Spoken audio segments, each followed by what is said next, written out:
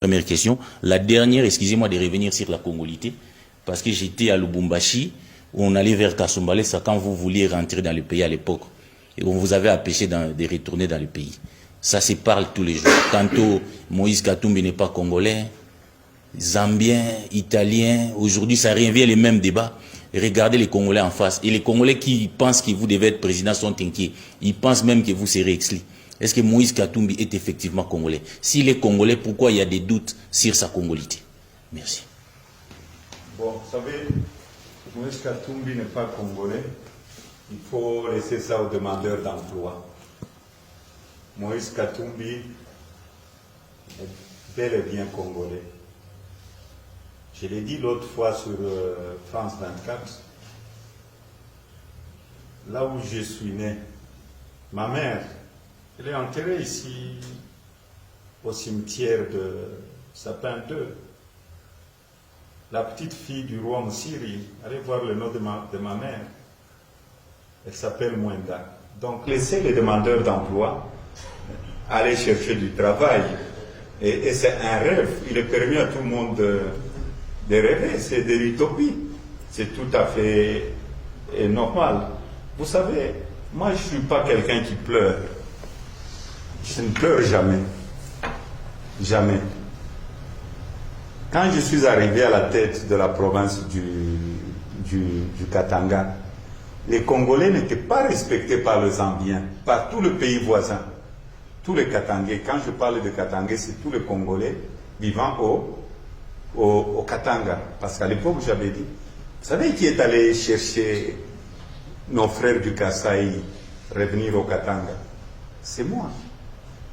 Et j'ai remis tous leurs biens, parce que moi, ces histoires de tribus n'existent pas. Dites-moi, avant l'époque coloniale, est-ce qu'on avait des provinces? Peter Chani, madame, est-ce qu'on avait nos provinces propres? Nos ancêtres, quand ils vivaient, ils pouvaient se retrouver aujourd'hui à Kindu. Le lendemain, on était presque des nomades. Des nomades. Moi, je dis, avec le voisin, je reviens à votre question, c'est le travail que nous ferons dans notre pays.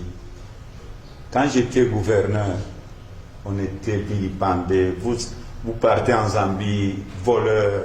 Les Congolais, quand on voit un Congolais, c'est un manque de respect. Si on voit seulement l'immatriculation avec la plaque congolaise, on vous met de côté.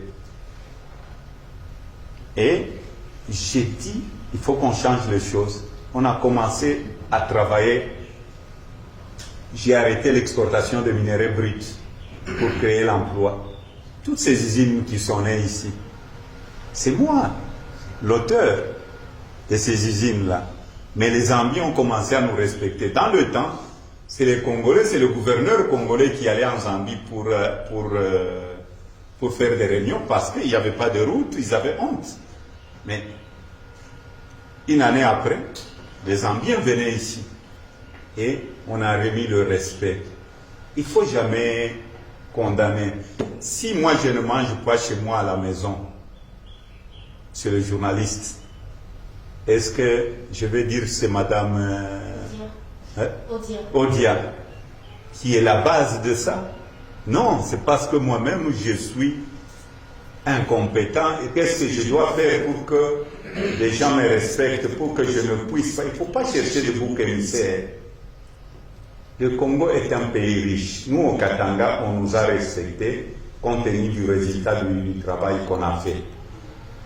Et tout le monde, est-ce qu'il y a, dites-moi s'il y a un pays qui est venu ici au Congo pour nous dire si la Zambie est venue, ou le Rwanda, ou le pays frontalier, on a la Tanzanie, on a 9 pays. Est-ce qu'ils sont venus nous dire ne construisez pas de route? Est-ce qu'ils sont venus nous dire ne donnez pas de l'eau potable à vos enfants? Il ne faut pas une fuite de responsabilité, il ne faut pas endormir les gens. Nous, notre parti politique, c'est de travailler pour que le Congolais soit respecté chez lui. Les jours que nous serons respectés, j'ai sillonné le monde avec le président actuel. Parfois, on allait dans les bureaux, on nous disait, on est fatigué avec vous. Et la communauté internationale a totalement raison. Moi, même quand ça ne va pas au niveau de mon équipe de football, vous m'avez déjà entendu parler, c'est à cause de tel président d'une équipe de football? Non. Si ça ne va pas, c'est un problème en interne qu'il faudrait corriger. Quand vous voyez quelqu'un qui vous dit, chez nous, ça ne va pas à cause de... Vous dites, monsieur, votre place n'est pas ici.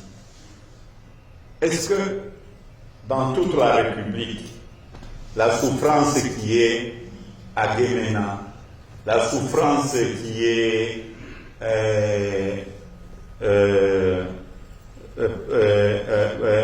à Kikwit, la souffrance qui est, par exemple, à Manono ou par exemple à Bagandanjika, cette souffrance-là, qui sont responsables? C'est nous les politiques. C'est nous. Les richesses-là que nous avons, qui les gèrent, c'est nous, n'est-ce pas? C'est nous. Donc pour moi, le plus important, ce n'est pas de pleurer, c'est de se mettre au travail et changer les choses en interne. Vous croyez que le Congo est un pays qui peut... Bon, nous avons besoin de nos partenaires. Le Fonds monétaire international nous propose 1,5 milliard pendant, je crois, 3 ans. C'est un exemple que je vous donne. Est-ce que le Congo a besoin de ça maintenant? Nous pouvons demander plus que ça si nous travaillons. Au lieu qu'on nous donne 1,5 milliard, le partenaire va nous donner 100 milliards.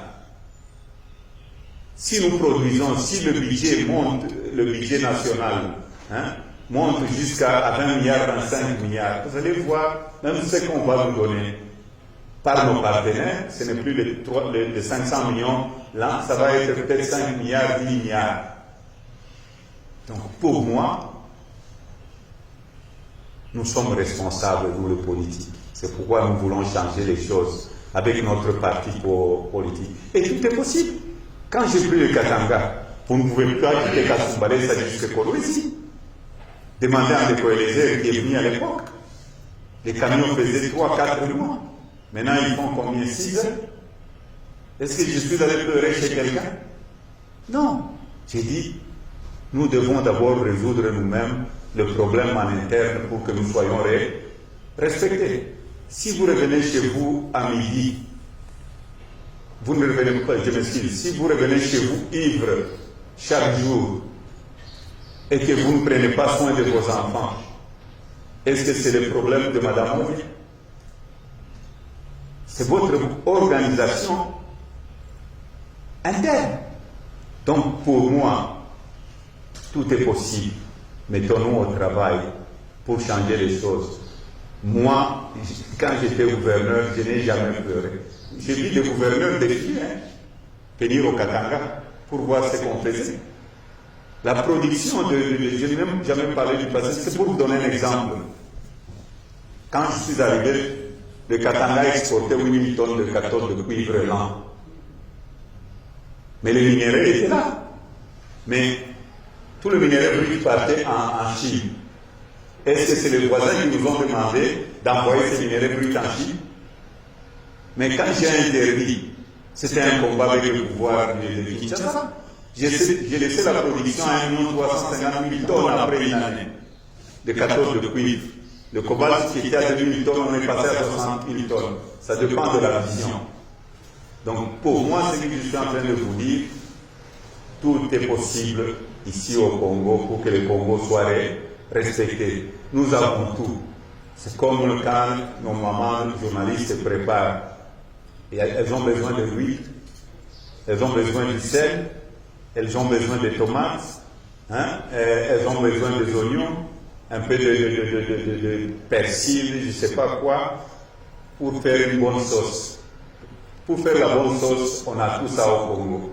C'est à nous de faire cette bonne sauce. Mais malheureusement, nous les politiques, nous voyons que nos intérêts personnels. Il faut voir l'intérêt de la population. Je vais m'arrêter par là.